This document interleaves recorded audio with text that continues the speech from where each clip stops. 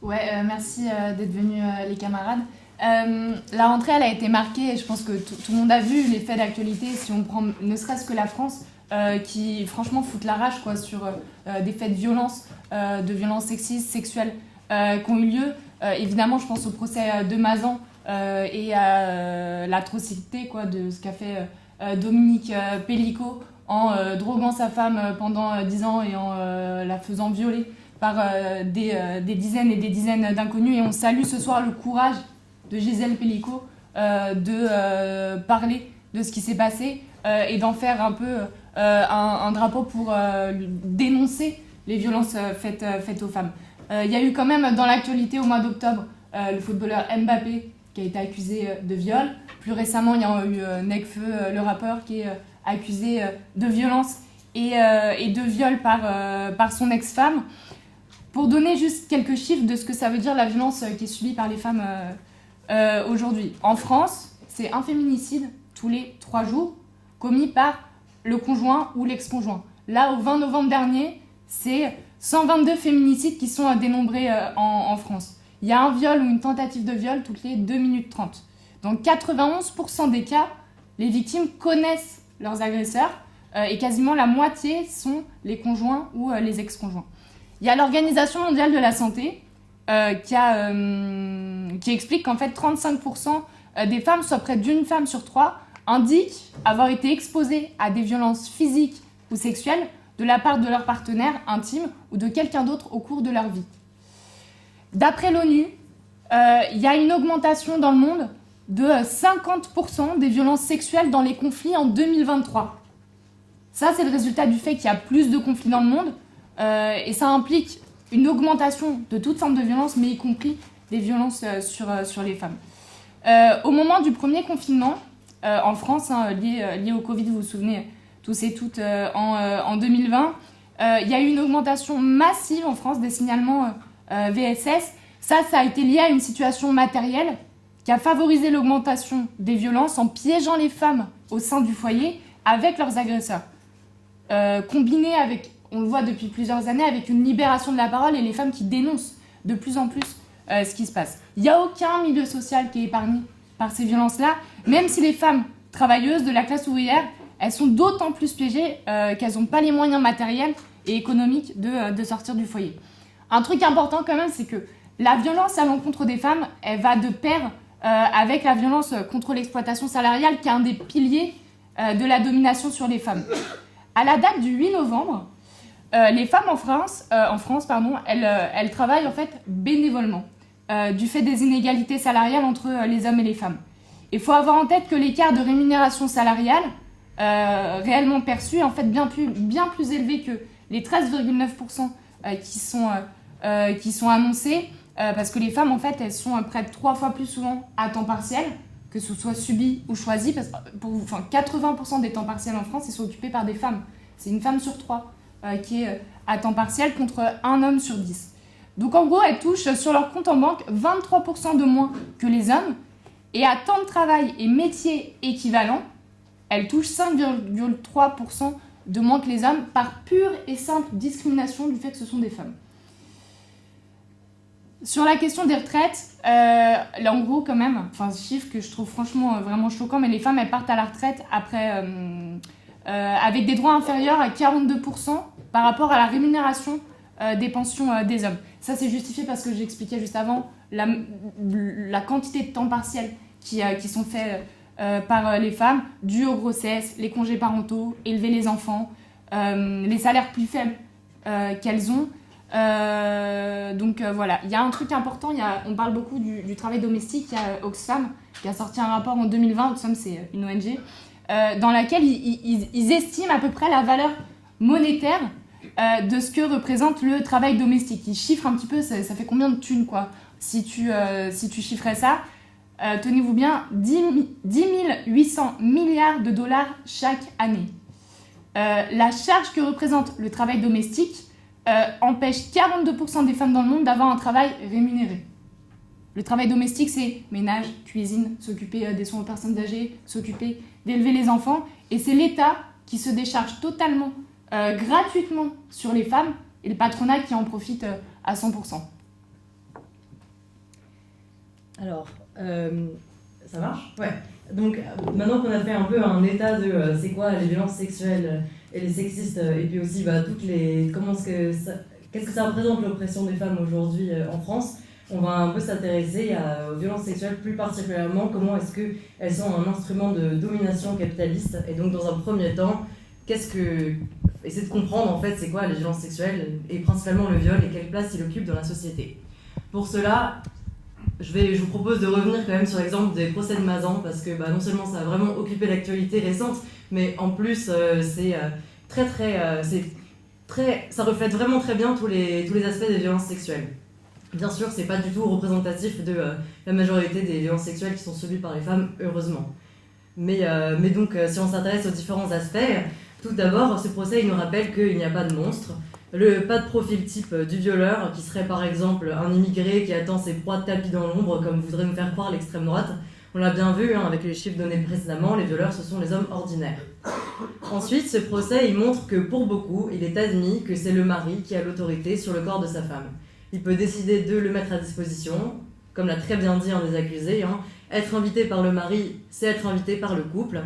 Aucun des 51 hommes accusés, ni des 40 autres non identifiés sur les vidéos, n'a remis ça en question. Et d'ailleurs, d'après Dominique Pellicot, 3 hommes sur 10 refusaient ces propositions, mais personne n'a jamais rien dénoncé en 10 ans. L'appropriation du corps des femmes au sein de la famille, c'est également par extension l'appropriation du corps des enfants. La fille Gisèle Pellicot, elle a également été victime de son père Dominique Pellicot. En France, on parle de 160 000 enfants qui sont agressés sexuellement par un membre de leur famille chaque année, soit un Français sur 10, et 96% des agresseurs sont des hommes. Et on peine encore à se rendre compte de l'ampleur de l'inceste tellement ce sujet reste tabou. Enfin, la défense mobilisée par les accusés est aussi très intéressante à analyser. L'avocat de la défense, Guillaume de Palma, a expliqué que sans intention de le commettre, il n'y a pas de viol, je le cite. Donc il mobilise une notion du viol involontaire, ce qui veut dire que si la victime ne dit rien, ne bouge pas, on la considère comme consentante et la personne qui est à l'origine de l'acte n'a pas besoin de s'enquérir de sa volonté puisqu'elle n'avait pas vraiment l'intention de commettre un viol, ce qui équivaut à une présomption de consentement. Un autre argument mobilisé par la défense a été de divulguer des photos intimes de Gisèle Pellicot. Ils ont expliqué que, comme elle a pris des photos d'elle sexualisées, il y a un doute sur le fait que les invitations d'hommes à la violer endormie, c'était pas un jeu du couple. Manque de bol, ces photos, elles étaient également prises à son insu. Mais quand bien même, l'argument qui ressort derrière, c'est qu'une femme qui a une sexualité est forcément consentante pour tout. Tout est mis en place dans le procès pour retourner la culpabilité et la mettre sur le dos de la victime, qui est une tentatrice. Et on retrouve ces arguments très régulièrement dans la vie de tous les jours. Comment est-ce qu'elle était habillée, elle n'aurait pas dû boire, etc., etc. Par ailleurs, la défense reproche beaucoup à Gisèle Pellicot d'avoir refusé le huis clos et d'avoir voulu faire connaître le procès. Ils la rendent, elle, responsable de la diffusion d'images et de vidéos atroces. Paul-Roger Gontard, un autre avocat de la défense, lui a expliqué que la préservation de la dignité de ces débats passe par la préservation de la dignité de l'image que vous pouvez présenter en dehors. Autrement dit, elle devrait avoir honte de ces images, et comme elle s'humilie par la diffusion des images, il est normal que les avocats de la défense soient humiliants dans leurs interrogatoires. A l'inverse, on pourrait plutôt se demander quelles auraient été les humiliations infligées si le procès n'avait pas été jugé au regard de tous. On comprend donc que ce qui lui est reproché, ce n'est pas d'avoir été violée, mais bien de l'avoir dénoncée, de ne pas avoir subi l'humiliation en silence. On entend souvent qu'une femme qui parle va détruire la vie de ses agresseurs. On attend des victimes qu'elles se taisent, parce que le viol ne s'adresse pas tant à la victime, c'est la soumission qui est recherchée. Une soumission des femmes qui leur est imposée dans la violence, puisque le viol c'est la destruction de l'intégrité de l'individu qui est reléguée à un objet. Dans l'inceste, c'est une soumission apprise dès le plus jeune âge, qui derrière façonne les individus de la société. Ainsi, la culture du viol, c'est la possibilité pour tous les hommes d'exprimer leur domination par des violences sexuelles et que ça ne soit pas réprimé. Son utilisation peut être la plus poussée et sans doute la plus cruelle est dans les viols de guerre. Raphaël Branche, historienne, rapporte plusieurs exemples d'armées qui reçoivent l'ordre de se montrer exemplaires dans certains pays, puis ont carte blanche pour s'adonner à des viols de masse dans d'autres pays, et les armées respectent ces ordres. Elle montre bien ainsi qu'il s'agit non pas de l'assouvissement de pulsions, mais bien d'une entreprise d'humiliation et d'appropriation des biens de la nation. Pour donner un exemple tristement récent, au Soudan, pays en guerre civile depuis 18 mois, 150 femmes se sont suicidées la semaine passée pour échapper à la violence sexuelle systématique imposée par les FSR. Mais alors pourquoi ce besoin de soumission des femmes? Pour nous, marxistes, les rapports sociaux ont pour point de départ la façon dont est organisé le travail social, c'est-à-dire l'organisation de la production. Dans une société qui ne produit aucun surplus, où disons toute la nourriture récoltée est consommée le jour même, il ne peut exister de classe sociale. Les classes sociales, elles apparaissent justement avec l'accaparement du surplus par une minorité de gens. Selon Engels, le besoin pour la classe sociale dominante de contrôler la transmission de sa propriété privée a impliqué le besoin de contrôler sa descendance, et comme la descendance, elle n'est prouvée que du côté maternel, le besoin de contrôler le corps des femmes. Se développe donc le modèle de la famille monogame qui fait foi dans le monde depuis plusieurs milliers d'années. Une monogamie, bien sûr, qui s'adresse bien plus aux femmes qu'aux hommes. Ainsi, la famille telle qu'on la connaît aujourd'hui, c'est une construction historique qui entérine l'appropriation du corps des femmes par leur mari. D'ailleurs, le mot famille vient de familus en latin, qui veut dire esclave, et donc familia, c'était l'ensemble des esclaves qui appartiennent à un même homme. Une expression qui a été inventée par les Romains pour désigner du coup un nouvel organisme social où le père a autorité sur la femme, les enfants et un certain nombre d'esclaves et assure eux tous droit de vie et de mort. Alors bien sûr, les formes de famille, elles diffèrent énormément d'une société à l'autre.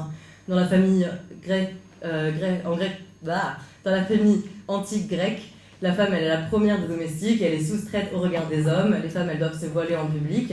Dans la famille paysanne, c'est un sort similaire qui lui est réservé, elle est confinée à une production dans la sphère domestique, vêtements, repas, bougies pour l'usage de la famille. Et malgré des évolutions importantes au cours de l'histoire, la relégation des femmes à un rôle de procréation et à la sphère interne ou privée est universelle. Donc le corps des femmes, il appartient d'abord à son père, puis à son mari. Pour donner un exemple, je cite une femme du club des femmes musulmanes qui raconte sa situation avant la révolution russe. Le père nous vendait comme un jeune agneau, à peine avions-nous atteint l'âge de 10-12 ans, et même plus tôt encore. Le mari exigeait de nous tendresse et amour, même lorsqu'il nous dégoûtait. Il nous battait à coups de bâton ou de fouet lorsque l'envie lui en prenait. Nous devions le servir nuit et jour comme des esclaves. Quand il en avait assez de nous, il nous envoyait au diable et louait nos corps à des inconnus. Je suis désolée, c'est vraiment pas un sujet très très joyeux. Donc avant le 19e siècle, la sexualité hors mariage, elle est considérée comme immorale et violer une jeune femme est un crime commis non pas à son encontre, mais à celle de son père et de sa famille en général. C'est donc tout le système du mariage qui favorise le viol conjugal en faisant des femmes la propriété de leur mari, et la famille en devient le lieu privilégié de l'oppression des femmes. Alors aujourd'hui, on se rend compte, la situation n'est pas tout à fait pareille quand même. En effet, le 19e siècle correspond au développement du mode de production capitaliste et la prise de pouvoir par la bourgeoisie en Europe d'abord, puis dans le reste du monde. Le passage au système capitaliste va changer drastiquement les rapports sociaux entre les humains. Pour citer Marx dans le manifeste du Parti communiste, partout où elle a conquis le pouvoir, la bourgeoisie a foulé aux pieds les relations féodales, patriarcales et idylliques, noyées dans les eaux glacées du calcul égoïste. Alors, la situation des femmes va beaucoup changer. Le capitalisme va non seulement saper la base de la production domestique, puisque tout ce qui a été produit par les femmes dans le foyer va être fabriqué industriellement et vendu, pour beaucoup moins cher sur des marchés, mais va également appeler les femmes en masse à l'usine pour répondre à un besoin croissant de main-d'œuvre. Comme la production industrielle est anonyme, on se fiche de savoir qui est derrière la machine. Ainsi, la nouveauté du capitalisme pour les femmes, c'est le travail salarié. C'est dans cela que le capitalisme pose les bases de l'émancipation des femmes. En effet, Marthe Bigot, communiste française, dira « C'est en accédant à son propre salaire que la femme a découvert sa propre valeur. Elle peut alors travailler pour elle-même, pas besoin de vivre sous la domination du mari, elle peut lutter pour la fin de l'exploitation avec l'ensemble de la classe ouvrière. » Ce n'est pas du tout une coïncidence si les premières luttes pour l'émancipation des femmes se font de façon concomitante à l'avènement du capitalisme. En faisant des femmes des exploitées au même titre que les hommes, cela crée la possibilité non seulement matérielle, mais aussi idéologique d'envisager l'émancipation des femmes. Mais alors, est-ce qu'il y a encore une nécessité pour le capitalisme de maintenir les femmes au foyer et de maintenir cette oppression ? Pourquoi le besoin de continuer d'exercer cette pression sur les femmes ? Quelle est la fonction des violences sexuelles ? Tout d'abord, le capitalisme n'apparaît pas de nulle part comme si on avait tourné une page de l'histoire. Il se construit sur le mode de production précédent, avec tous les préjugés et les idées préexistantes dans la société. C'est pourquoi les patrons ils ont pu utiliser les préjugés sexistes à leur avantage, en donnant aux femmes les tâches plus ingrates, moins payées, des emplois plus précaires, à mi-temps. De plus, elles sont souvent mises en concurrence directe avec les hommes, utilisées pour casser les grèves, car plus désespérées pour trouver du travail. Tellement que les socialistes, entre gros guillemets, de l'époque, vont revendiquer l'interdiction du travail des femmes, argumentant qu'elles entravent les luttes ouvrières. On voit bien donc comment est-ce que les capitalismes se servent des oppressions pour diviser, et ce faisant, ils accentuent derrière les oppressions. Il apparaît ainsi une contradiction du capitalisme qui est que d'un côté, il donne la possibilité aux femmes de s'émanciper en leur donnant la même place que les hommes dans un système de production, mais pour autant, les femmes elles restent largement dépendantes économiquement de leur mari, car sous-payées, et devant encore en grande partie s'occuper des tâches domestiques. Avec le capitalisme, le contrôle patriarcal sur le temps, le comportement et les sexualités des femmes a diminué. Cependant, avec l'augmentation de la liberté est également venue une augmentation de la vulnérabilité. Auparavant, les femmes elles échangeaient des faveurs sexuelles contre la promesse d'un mariage. Aujourd'hui, une grossesse n'équivaut pas à un mariage et représente un fardeau économique qui repose presque uniquement sur les femmes. Ce sont des contradictions du capitalisme entre une plus grande liberté mais une vulnérabilité économique et un besoin de maintenir des divisions qui engendrent une violence constante contre les femmes.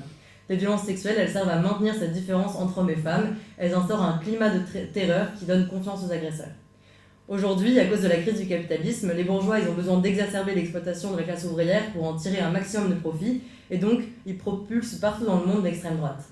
L'extrême droite, elle nourrit les divisions en portant une image rétrograde de la femme qui ne devrait pas travailler, devrait s'occuper du foyer, avoir des enfants, ils mettent en avant des agresseurs, etc. Tout ça non pas dans un but vraiment de renvoyer les femmes au foyer, puisque l'extrême droite elle est aussi une fervente défenseuse des intérêts de la bourgeoisie, mais plutôt pour accentuer l'oppression et la violence envers les femmes. Et donc, face à cette situation, la question à se poser, c'est qu'est-ce qu'on peut faire et comment est-ce qu'on peut améliorer la situation des femmes. On peut se dire qu'à minima, il faudrait pouvoir porter plainte si on a envie. En effet, sur 250 000 viols par an en France, seules 16 000 victimes portent plainte, donc 6%. Nous soutenons le combat de toutes les femmes qui souhaitent faire appel à la justice pour punir leurs agresseurs. Cependant, nous ne faisons aucune illusion sur le véritable impact que ça pourrait avoir. Tout d'abord, parce qu'il y a une raison pour laquelle les policiers sont sexistes et ne prennent pas les plaintes. C'est parce qu'ils servent non pas à protéger les humains, mais à protéger la propriété privée des moyens de production, et donc la domination de la bourgeoisie. Ils sont donc par essence les vecteurs de tout ce que le capitalisme produit de plus pourri. Ensuite, parce que l'interdiction du viol et de l'inceste existe dans la loi depuis des centaines d'années. En France, c'est à partir de la Révolution française que le préambule à la Constitution précise que, je cite, tout homme est seul propriétaire de sa personne et cette propriété privée est inaliénable. Et même avant la Révolution française, le viol était puni d'un point de vue religieux comme péché de luxure, et pourtant l'interdiction et la punition n'ont pas du tout supprimé les violences sexuelles. Alors on pourrait imaginer étendre et changer la définition du viol pour englober un maximum de situations, définir ce que c'est l'emprise, etc., etc. Mais le problème de rester dans les perspectives de la justice punitive, c'est que si on s'imagine pouvoir punir tous les agresseurs, c'est bien qu'on considère que les violences sexuelles sont des faits divers isolés et non pas un phénomène sociétal. En fait, l'argumentation juridique, c'est précisément l'arme des bourgeois pour faire taire la classe ouvrière. Nous sommes tous égaux en droit, le mariage est un lien réciproque entre deux adultes consentants, etc., etc., sans prendre en compte les réalités matérielles sous-jacentes. Nous sommes peut-être égaux sur les papiers, mais dans les faits, la majorité de la population va devoir travailler tous les jours contre un salaire, pendant qu'une petite partie se délègue des profits. Et c'est pareil pour le mariage, c'est pas parce qu'il y a égalité... les conditions économiques différentes entre les deux partenaires exercent une pression sur les femmes qui font qu'elles ne sont pas égales aux hommes. Ainsi, pour nous, il s'agit de mettre en avant des revendications plutôt en lien avec les conditions de vie et dignité des victimes, des services de santé, des hébergements d'urgence, une augmentation des salaires, qui permettrait aux victimes de pouvoir vraiment s'échapper de situations violentes. Mais en dehors de la question précise de quelles revendications, c'est aussi le simple fait de se mettre en lutte contre l'oppression qui peut donner confiance aux femmes dans leur propre force collective. Nous mettons en avant l'importance de la dignité, car il faut que tous les prolétaires soient à la même enseigne pour lutter contre l'exploitation. La différenciation des conditions, elle pèse sur l'ensemble du prolétariat. Et toutes ces luttes, elles payent, puisqu'aujourd'hui, en France, beaucoup de droits ont été acquis grâce aux nombreuses luttes du siècle passé. Pour le droit de vote, pour les droits reproductifs, mais aussi toutes les luttes de la classe ouvrière dans son ensemble pour de meilleures conditions de vie, qui, bien sûr, ont un impact direct sur le degré d'émancipation des femmes. Par contre, tous ces droits ne sont pas du tout acquis, et la montée de l'extrême droite les remet constamment en question. Mais aussi, la situation des femmes, elle a beau s'être améliorée en Occident, c'est pas du tout le cas dans le reste du monde. Si la bourgeoisie, elle peut accéder à des revendications sur le plan des droits démocratiques et reproductifs dans les pays occidentaux, tout en se donnant le droit de reprendre ce qu'elle a donné, elle maintient les femmes dans une situation de soumission archaïque dans ses colonies. C'est le propre de l'impérialisme de soutenir les pires traditions héritées des modes de production antérieurs pour maintenir sa domination dans des régions du monde. Le capitalisme anglais l'a fait avec les castes en Inde et d'autres avec la famille patriarcale du temps des seigneurs dans d'autres régions du monde.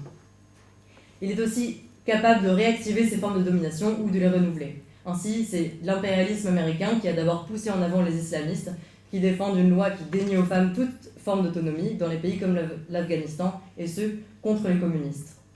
Néanmoins, il faut garder à l'esprit que tout ça, ça peut bouger très vite. Par exemple, en Iran en 2022, suite à la mort de Mahsa Amini, tuée par la police des mœurs, parce que son voile laissait dépasser quelques cheveux, c'était toute la société qui s'était embrasée derrière les femmes. Ouais, la question des VSS, elle pose quand même la question de la place que le patriarcat et que le capitalisme assigne aux femmes. Comme on l'a dit avant, le capitalisme s'appuie sur le patriarcat, mais truc important aussi, c'est que le capitalisme, il est capable de s'adapter et il est capable de s'en exonérer aussi. Thaïs, elle revenait là-dessus, sur en gros le fait que les femmes travaillent aujourd'hui. Bon, il y a tout l'aspect au XXe siècle. Déjà pendant la Première Guerre mondiale, les capitalistes, ils envoient massivement les femmes travailler dans les usines parce que de fait, ils sont obligés de s'accommoder de la guerre, des hommes qui sont au front. Et en fait, il faut que les usines, elles continuent de tourner quand même. Et que la production, elle continue de se faire. Et en fait, ils sont obligés, après, de garder les femmes dans les usines. Parce que, les femmes, elles veulent continuer à travailler. 2, il y a eu énormément de morts. Et en fait, beaucoup d'hommes qui reviennent de la guerre totalement estropiés. Et en fait, c'est ce que disait Thaïs, c'est une main-d'œuvre et en fait, c'est une ressource riche pour le capitalisme.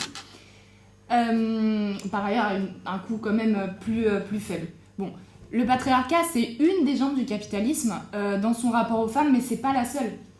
Parce qu'avant tout, le capitalisme, il est déterminé par son pouvoir d'exploitation pour les intérêts de ses capitaux. Et en fait, ce que ça nous montre, c'est que le capitalisme, quand il en a besoin, il sait s'émanciper un peu du patriarcat quand même.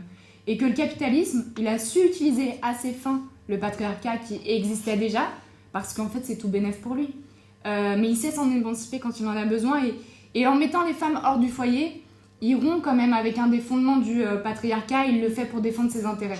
Si vous voulez, ça montre bien que le patriarcat, c'est pas quelque chose d'immuable. Et ça montre quand même aussi l'absurdité de penser qu'on pourrait renverser, s'attaquer au patriarcat sans toucher au capitalisme. Le patriarcat est au service du capitalisme à tel point qu'il évolue en fonction de ses besoins. Quand on regarde tout l'exposé qu'on vient de faire, faut poser la question, est-ce qu'on pense que la lutte féministe, même pour un tout petit bout, elle pourrait faire l'économie d'une lutte frontale, offensive avec le système capitaliste ? Est-ce que la solution, autrement dit, elle pourrait être institutionnelle, quand même peut-être un peu sur certains aspects ? Pensez que c'est le cas, pour nous, c'est donner l'illusion qu'un gouvernement pourrait être réceptif à des arguments, aussi justes soient-ils. Je donne un exemple quand même qu'on apprend beaucoup en France à l'école. Quand on regarde comment on a gagné en France le droit à l'avortement et cette victoire-là, en 1974, ce qu'il en ressort quand même, c'est la loi Veil, ce qu'a défendu Simone Veil à l'Assemblée nationale. Et en fait, ça fait l'impasse quand même sur toutes les luttes qu'il y a eu en France dans les années 70 et composé le climat politique qui a permis de mettre la pression pour l'adoption d'une telle loi. Enfin, si vous voulez, s'il n'y avait pas eu tout ce contexte, Simone Veil, elle arrivait avec son projet de loi, puis elle se faisait envoyer balader par tout le monde. Et c'est une victoire de la rue, pas des institutions quand même, même en France, le droit à l'avortement. Ce débat, il est hyper important. Parce que c'est ça qui détermine comment on va se battre pour les droits des femmes, pour l'égalité totale entre les femmes et les hommes. Le patriarcat, on ne pourra pas le régler avec des solutions institutionnelles sans l'intervention de la classe ouvrière et de ses moyens de lutte. Ça veut dire les manifestations, mais ça veut dire aussi la question de la grève. Et parce que c'est ces moyens d'action-là qui gênent les moyens de l'exploitation, qui libèrent du temps aux travailleurs et aux travailleuses pour s'organiser, qui leur fait prendre conscience de leur force et qui laisse quand même voir la possibilité de renverser ce système.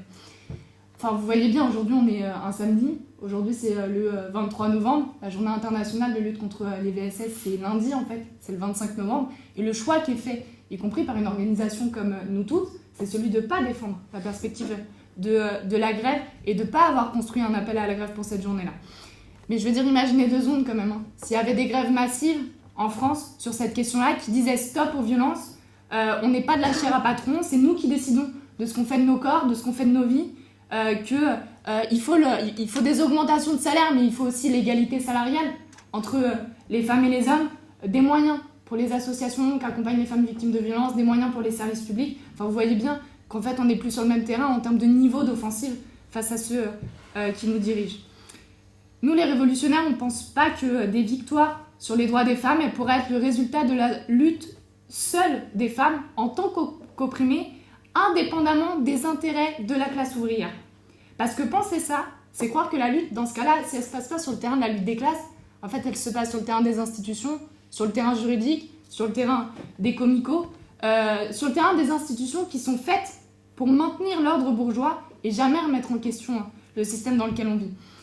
Et c'est indispensable que les femmes, quand elles prennent conscience de ces oppressions, elles s'organisent pour les dégommer, mais en fait, pour pouvoir les dégommer, il faut s'organiser avec une boussole de renverser l'entièreté de cette société.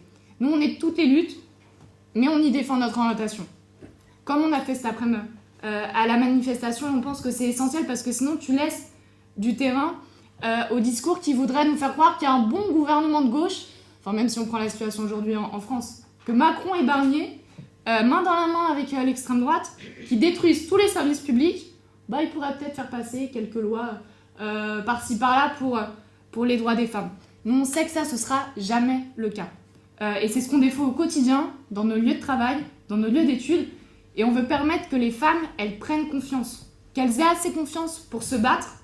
Et en fait, on veut former y compris des militants et des militantes qui jouent un rôle partout où ils sont, qui cherchent à conscientiser autour d'eux, à convaincre. Et on dit clairement, pour prendre confiance, il faut une organisation politique révolutionnaire. Le rôle du patriarcat, c'est quand même la question de la division dans notre classe, par la violence, par les préjugés. On parle beaucoup de violence systémique. Le mot systémique, il est marrant parce qu'il touche un peu du bout des doigts avec quelque chose sans trop dire quoi en fait. En fait, les violences de genre, c'est pas juste qu'elles seraient systémiques, c'est qu'elles résultent d'un mode de production et d'organisation sociale qui est le capitalisme et qui est basé sur l'exploitation des travailleuses et des travailleurs. Alors pour exploiter plus une frange de notre classe, tous les chiffres qu'on donnait là, sur ne serait-ce que les écarts salariales, il faut que ça passe quoi comme... Qu'est-ce qui justifierait sinon que tu traites comme ça et que tu exploites plus une partie de la population? Et pour ça, il faut que ce soit intégré par notre propre classe. Et le patriarcat, c'est aussi un système idéologique qui diffuse que c'est normal que les femmes elles soient dominées par les hommes parce qu'en fait, elles voudraient moins, sont moins fortes, elles sont fragiles. Enfin, je veux dire, la liste des préjugés des femmes un peu écervelées, de tout un tas de trucs que je ne vais pas faire là parce que je pense que sinon on y passe très longtemps. Mais c'est une tonne de préjugés qui sont diffusés par l'État, les institutions, l'école, la famille, etc., dont l'aboutissement le plus violent, c'est à la question des VSS, et qui fait croire à notre classe que finalement on n'aurait pas tous et toutes les mêmes intérêts parce qu'on serait trop différents. Mais on le dit clairement, quel intérêt matériel objectif ont les travailleurs à l'oppression des femmes? Parce que même les hommes en fait, de notre classe, ils y perdent. C'est moins d'argent dans les foyers, c'est le bon prétexte à tirer l'entièreté des conditions de travail, des pensions, de tous les acquis sociaux vers le bas. Et en fait, la prise de conscience individuelle des travailleurs, enfin voilà, on peut faire comprendre à des gens individuellement autour de nous, et c'est aussi pour nous le rôle qu'on a partout où on est, qu'il faut en finir avec les violences, le patriarcat et le capitalisme. Mais évidemment que le capitalisme, c'est un système qui est bien rodé, qui diffuse une idéologie sexiste beaucoup plus fort et beaucoup plus vite que le nombre de personnes qu'on pourrait conscientiser individuellement. La question de la lutte, en fait, elle est centrale quand même dans tout ça.